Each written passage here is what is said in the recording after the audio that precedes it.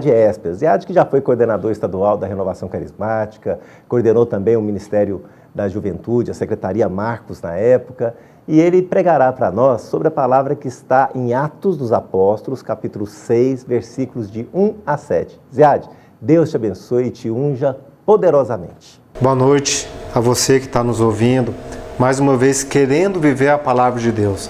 E a palavra de Deus para essa noite está em Atos dos Apóstolos, no capítulo 6, versículos de 1 até 7.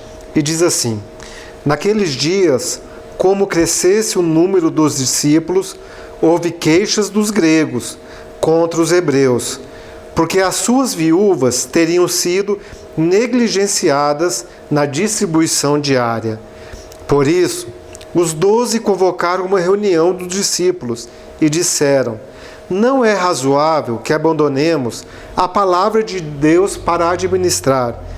Portanto, irmãos, escolhei dentre vós 7 homens de boa reputação, cheios do Espírito Santo e de sabedoria, aos quais encarregaremos deste ofício. Nós atenderemos sem cessar à oração e ao ministério da palavra. Esse parecer agradou toda a reunião. Escolheram Estevão, homem cheio de fé e do Espírito Santo, Filipe, Prócoro, Nicanor, Timão, Pármenas e Nicolau, prosélito de Antioquia. Apresentaram-nos aos apóstolos, e estes, orando, impuseram-lhes as mãos. Divulgava-se sempre mais a palavra de Deus. Multiplicava-se consideravelmente o número de discípulos em Jerusalém. Também grande número de sacerdotes aderia à fé. Palavra do Senhor, graças a Deus. Bom, a palavra de Deus vem destacar agora 2 pontos que eu acho muito interessante. Primeiro, surgiu uma situação nova. Os gregos reclamavam que os judeus não davam assistência às suas viúvas como deveria. E a comunidade dos 12 apóstolos se reúne para, a partir daquela nova situação, deliberar o que eles deveriam fazer. Meus irmãos, isso é a igreja hoje. A igreja hoje, ela se encontra em várias situações que ela precisa se reunir, novas situações, situações diferentes. E nessas reuniões, o Espírito Santo age. E a partir dessas reuniões, nós começamos a entender o porquê que a igreja hoje determina ou coloca para aqueles que são seus servidores normas.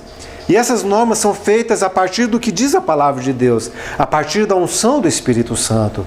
Por isso sim que a igreja deve e continua interferindo ou tentando traçar um caminho para aqueles que a seguem sobre as mais diversas questões. Por quê? Porque ela tem que dar uma resposta à nova sociedade.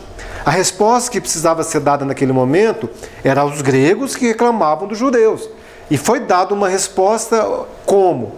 Bom, nós não podemos abandonar a oração e a palavra para servir as viúvas, mas elas precisam sim ser atendidas.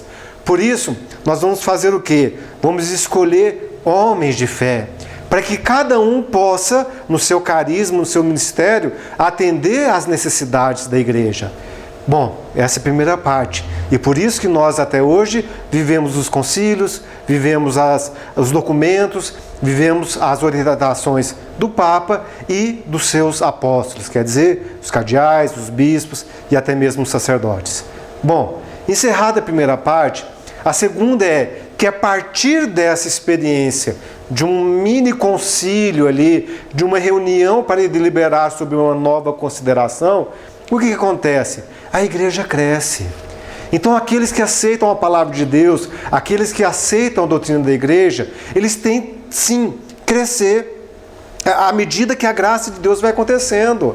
Eu vejo muitos lugares que as pessoas começam dentro da igreja a questionar a própria igreja, a ir contra, a fazer documentos e às vezes até falar na imprensa, teologias que querem revolucionar aquilo que é sagrado. Tomem cuidado com isso, porque essas teologias, ao invés de fazer a igreja crescer, elas fazem a igreja diminuir, a igreja perder a fé, a igreja perder a oração.